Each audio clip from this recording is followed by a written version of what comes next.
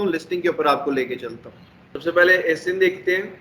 ये देखें, ये आपका एसिन है आफ्टर डीपी, ये स्लैश के अंदर फॉरवर्ड स्लैश के दरमियान में आपको एसिन मिलेगा। ये हमेशा स्टार्ट होता है बी से, ठीक है। यहाँ से आप इसको आइडिया कर सकते हैं कि ये एसिन है। ये ख़त्म किस पे हो रहा है? Z64 के ऊपर। अभी यहाँ पे मैं ये ब्लू कलर करने लगा हूँ, यहाँ पे भी आपका एसिन चेंज हो जाएगा, ZBZ, ये चेंज हो रहा है। मैं इसको सर्च भी कर सकता हूँ, amazon.com/dp/mysin। ये लिंकिंग वगैरह के लिए और इस तरह के कामों में एडवर्टाइजिंग के अंदर यूज़ होता है। उसके बाद आप अपना स्टोर फ्रंट क्रिएट करते हैं, उसके अंदर भी ये एसिन यूज़ होता है। ये आपका हो गया एसिन। आफ्टर डैट हमने पढ़ा था A+ कंटेंट। अगर कोई नॉर्मल यहाँ पे सेलर होगा जिसके पास ब्रांड रजिस्ट्री नहीं है, तो उसको सिर्फ अलाउ होगा कि वो यहाँ पे अपनी 5-6 तस्वीरें लगा सकता है, वो वीडियो भी नहीं लगा सकता, ठीक है। सिर्फ वो 5-6 यहाँ पे तस्वीरें लगाएगा। जो कि ब्रांडेड अकाउंट है, जिसने अपना अकाउंट रजिस्टर करवाया हुआ है, उसके पास ये अलाउ होगा कि वो यहाँ पे लास्ट में आके अपनी EBC रिच कंटेंट क्रिएट कर सकता है, ठीक है। आपको एसिन अपना यहां से भी मिल जाएगा। ये देखिए, इससे क्या फायदा होगा A+ कंटेंट से? सेल्स 50% आपकी बूस्ट कर सकती हैं नॉर्मल सेल से। अगर आपके पास ये रिच कंटेंट होगा, आपकी सेल्स बूस्ट कर जाएगी, क्योंकि आप अपनी प्रोडक्ट को और अच्छी तरह से इवेल्युएट करके दिखा रहे हो। नॉर्मल सेलर के पास ये रजिस्ट्री नहीं होगी।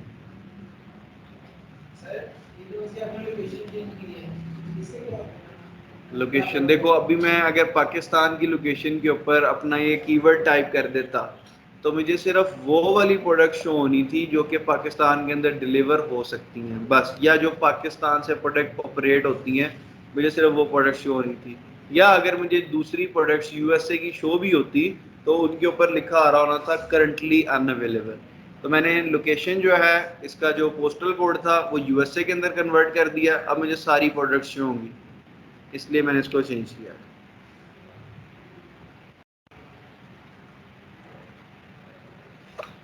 थर्ड हमारे पास टर्म है कैटेगरी, निश, ग्रुप ऑफ प्रोडक्ट। ये बहुत ज़्यादा इंपॉर्टेंट टर्म है। अब देखिए, मैं आपको एग्जांपल देता हूँ। एक साइकिल जो है, क्या ये मेन कैटेगरी है? कोई मुझे बताए, साइकिल मेन कैटेगरी है? क्या है ये? सब कैटेगरी है। इसकी मेन कैटेगरी क्या है? Sports and outdoors. स्पोर्ट्स के अंदर आ जाता है ना, ये साइकिलिंग स्पोर्ट है, तो ये इसकी मेन कैटेगरी होगी स्पोर्ट्स एंड आउटडोर्स। इसकी सब कैटेगरी होगी साइकिलिंग, ठीक है। अब इसकी भी आगे कैटेगरी होगी pink cycle, black cycle, try cycle, इस तरह करके ये इसकी आगे कैटेगरीज होंगी। तो अमेजोन के ऊपर अगर आपने एक बेस्ट सेलर्स का टैब होता है अमेजोन के ऊपर, अगर आप amazon.com लिखे तो टॉप लेफ्ट कॉर्नर के ऊपर बेस्ट सेलर्स लिखा आ रहा होता है। अगर आप वो वाला टैब इंजॉय करना चाहते हैं, क्योंकि वहाँ पे बहुत ज़्यादा सेल्स मिलती हैं उस टैब के ऊपर, अगर आपकी प्रोडक्ट वहाँ पे या लिस्टिंग आपकी वहाँ पे लाइव हो जाए।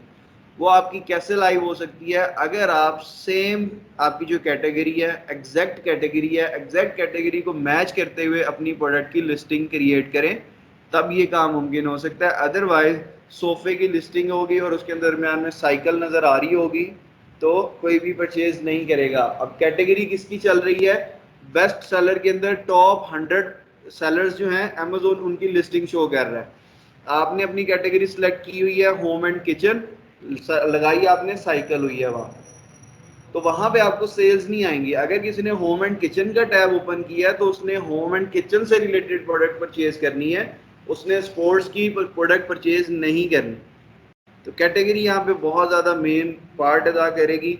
आपको कैटेगरी सिलेक्शन बाकायदा सिखाऊंगा। यहाँ पे 2 से 3 तरीके हैं जिससे आप कैटेगरी सिलेक्ट कर सकते हैं। कैटेगरी वाइज कंपटीशन भी होता है, आपको कंपटीशन चेक करना सिखाऊंगा कि किस कैटेगरी के ऊपर कितना कंपटीशन चल रहा है, आपने कौन सी कैटेगरी सिलेक्ट करनी है। आपकी एक ही प्रोडक्ट की 2-3 कैटेगरीज भी मैच हो सकती हैं, तो इसलिए हम जो सबसे अच्छी कैटेगरी होगी वो मैच करेंगे। बाय बॉक्स का मैं आप लोगों को बता चुका हूँ। Located on the right side of the product detail page or add to cart. मैं आप लोगों को एक दफा दिखा भी देता हूँ। Yes, here is it. ये बाय बॉक्स है। यहाँ पे प्राइस लिखी आ रही है, डिलीवरी पॉलिसी लिखी आ रही है, return this item for free. ठीक है, उसके बाद यहाँ पे डिलीवरी डेट, सॉरी,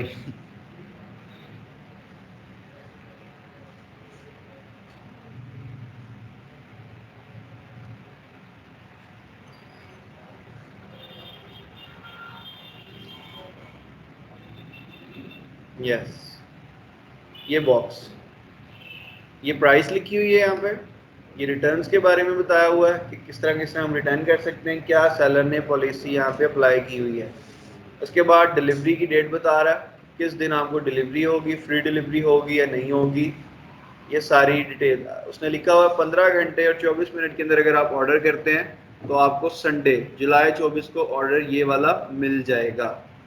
उसके बाद आपका यहाँ पे पोस्टल एड्रेस जो होता है, स्टॉक आपने कितना परचेज करना है आप यहाँ से परचेज कर सकते हैं, add to cart, buy now, ये सारे आप ऑप्शन यहाँ पे यूज़ कर सकते हैं। लेकिन अगर आपके पास यहाँ पे सारे ऑप्शन आ ही नहीं रहे होंगे, यहाँ पे सिर्फ ऐड टू कार्ट लिखा आ रहा होगा, ये सारी यहाँ पे ये वाली प्राइस भी आपकी शो नहीं हो रही होगी, आपको ऐड टू कार्ट पे क्लिक करना पड़ेगा, आपको अंदर जाके बाकी सारी चीज़ें यहाँ पे नज़र आएंगी। तो कोई भी कस्टमर इतना टाइम ज़ाया नहीं करेगा। कोई मुझे बताएगा कि अगर एक कस्टमर आपकी लिस्टिंग के ऊपर आएगा, जिस तरह मैंने डुबे कवर टाइप किया, तो कितना टाइम लेगा आपकी प्रोडक्ट को ओपन करने में, और उसके बाद उसके ऊपर टाइम स्पेंड करने में कितना टाइम स्पेंड करेगा वो।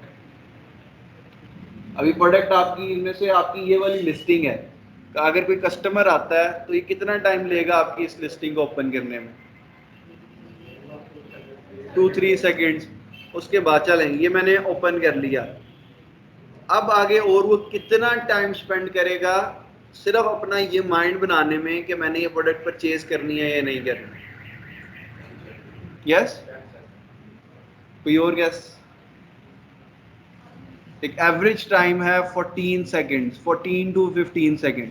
उसने 14-15 सेकेंड के अंदर ये ना उसने चेक कर लेना है कि मुझे ये प्रोडक्ट परचेज करनी है कि नहीं। उसने बस यूं करना है, ओके।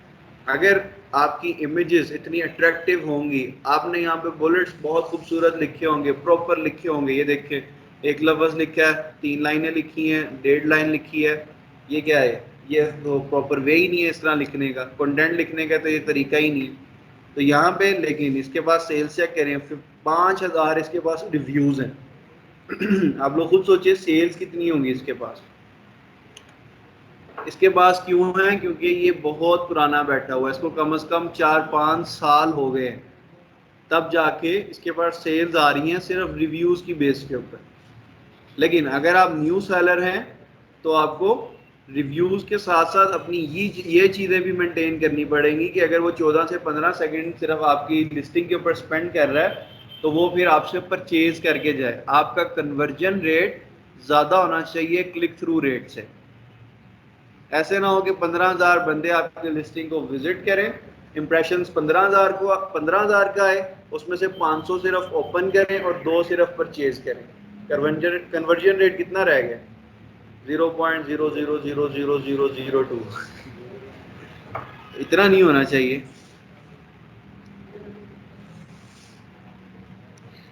आगे fulfilment fee for filling order, that is FBA fee, जो कि अभी हमने थोड़ी देर पहले FBM और FBA पढ़ा। इसके अंदर अमेजोन हमसे फुलफिलमेंट की चार्जेस लेता है और इसके बाद एक और चार्जेस लेता है, इन्वेंट्री स्टोरेज के चार्जेस लेता है। इन्वेंट्री स्टोरेज के चार्जेस नॉर्मली 0.2 0.3, अगर ओवरसाइज मतलब थोड़ी सी ज़्यादा हैवी वेट प्रोडक्ट है तो 0.15 20 इस तरह करके आपसे चार्ज करेगा। फर्स्ट मंथ में आपसे अमेजोन चार्जेस नहीं लेगा प्रोडक्ट के, अगर आपकी प्रोडक्ट बिक रही है। लेकिन सेकंड मंथ में अगर आपकी प्रोडक्ट नहीं बिक रही तो आपसे वो स्टोरेज चार्जेस चार्ज करना शुरू कर देगा। थर्ड मंथ में भी अगर आपकी वो प्रोडक्ट नहीं बिकी तो अमेजोन डबल फीस आपसे चार्ज करना शुरू कर देगा और आफ्टर 3 to 4 मंथ आपको क्या देगा, अपनी इन्वेंट्री उठा लो। मेरे पास जगह नहीं है इसको रखने की, आपकी ये बिक भी नहीं रही तो आप इसको वापस मंगवा लो। लास्ट पे है हमारे पास BSR, बेस्ट सेलर रैंक। इसका तो आप लोगों को पता होगा। जिस तरह अभी आप लोगों की क्लास है, जब आफ्टर 3 मंथ्स आपका कोर्स खत्म होगा, आप लोगों को इवेल्युएशन होगी, तो मैं बताऊंगा आप फर्स्ट नंबर पे हैं, आप सेकंड नंबर पे हैं, आप थर्ड नंबर पे हैं, आप फोर्थ पे हैं। इसी तरह यहाँ पे लिखा हुआ best seller rank. Amazon sellers को रैंकिंग देता है उनकी कैटेगरी के अगेंस्ट। जो मैंने बेस्ट सेलर पेज की बात की थी, तो इसी की बात की थी। Amazon हर प्रोडक्ट को एक BSR देता है जिसके ऊपर सेल्स आ रही होती है। अभी आपको दिखाता हूँ इसका BSR। अभी इसकी कैटेगरी है होम एंड किचन, सब कैटेगरी है बेडिंग डुवे कवर सेट। इसके ऊपर इसका BSR है, बेस्ट सेलर रैंक है 48 नंबर का। मतलब अगर मैं बेस्ट सेलर टैब के अंदर जाके ये वाली कैटेगरी को ओपन करूंगा तो ये 48 नंबर पे मुझे इसकी लिस्टिंग शो होगी। वैसे अभी अगर मैं नॉर्मली कीवर्ड से टाइप किया तो ये टॉप पे शो हो रहा है। और इसके अलावा इसकी होम एंड किचन के अंदर BSR चेक करें, 15,612। और आप बिलीव करें ये 4-4 लाख 5-5 लाख तक आप लोगों का BSR जाता है अगर आप लोग सेल्स ना जनरेट कर पाए तो। अब सोचें कि इसने कितनी मेहनत की होगी इतने टॉप पे आने के लिए, इसने क्या सेल वेलोसिटी जनरेट की होगी, इसने कितने रिव्यूज लिए होंगे, कहाँ कहाँ से मार्केटिंग की होगी, तब जाके वो इस रैंक के ऊपर बैठा हुआ है। तो ये काफ़ी हाई कंपटीशन वाली प्रोडक्ट है। इसके अंदर इसने वाकई BSR इसका ये 15,000 भी बहुत अच्छा है। हम लोग जब क्राइटेरिया पढ़ेंगे प्रोडक्ट हंटिंग का, तो उसके अंदर हमारा जो क्राइटेरिया होगा वो 50,000 BSR का क्राइटेरिया होगा।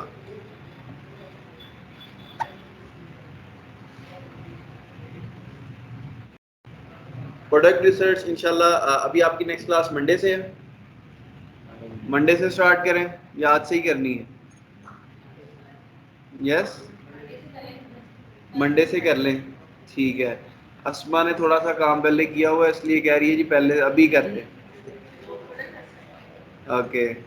Amazon product research is all about analyzing current market trends to choose winning item, something that can generate high sales. ठीक है?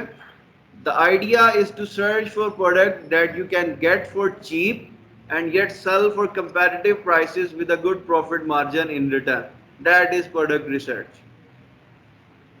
समझ आई? उर्दू में बता दूं?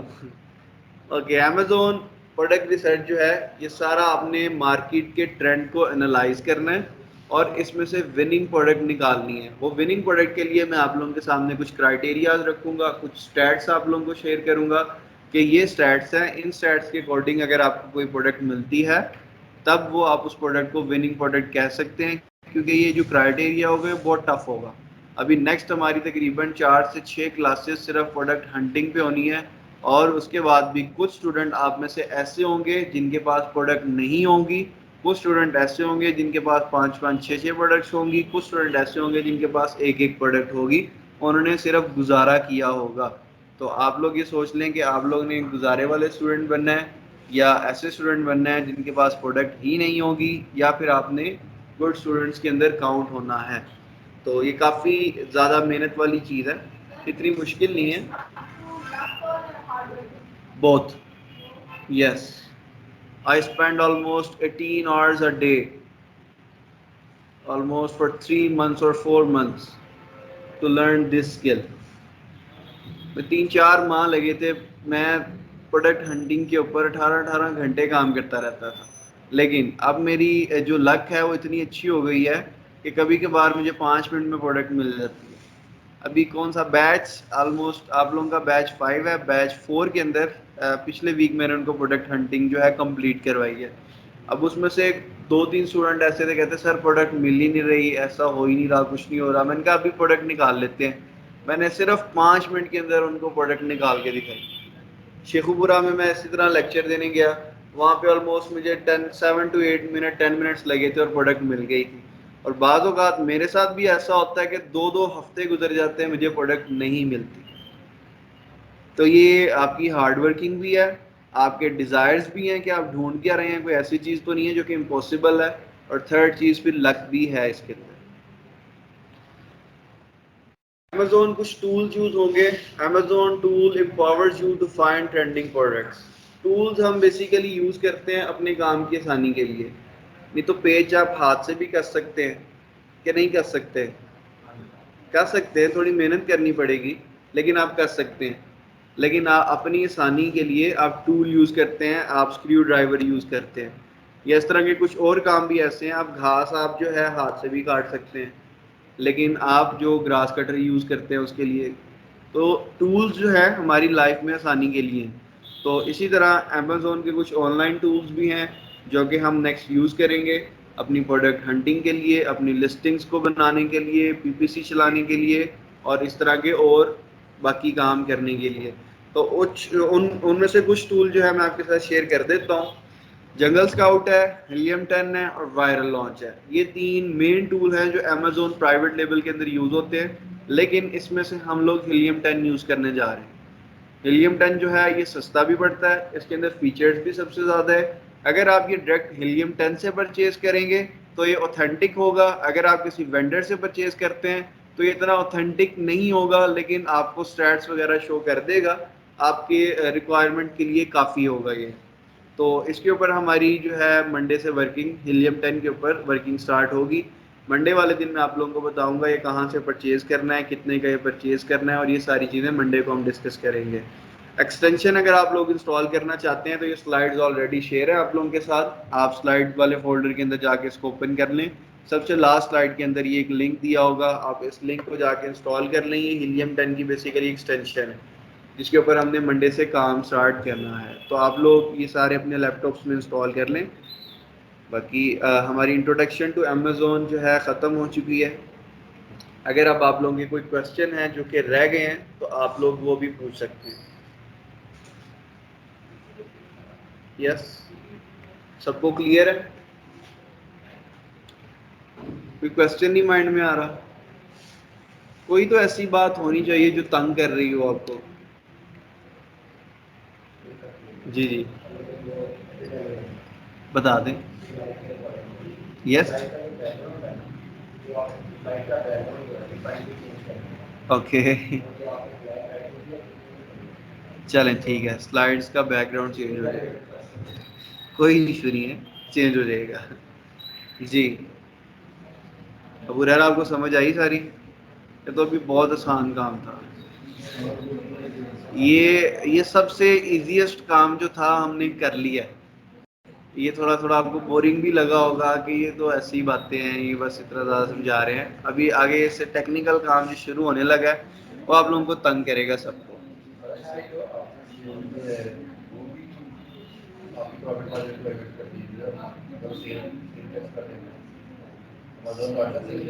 Sale tax, yes, sale tax भी इसके अंदर इंक्लूड हो।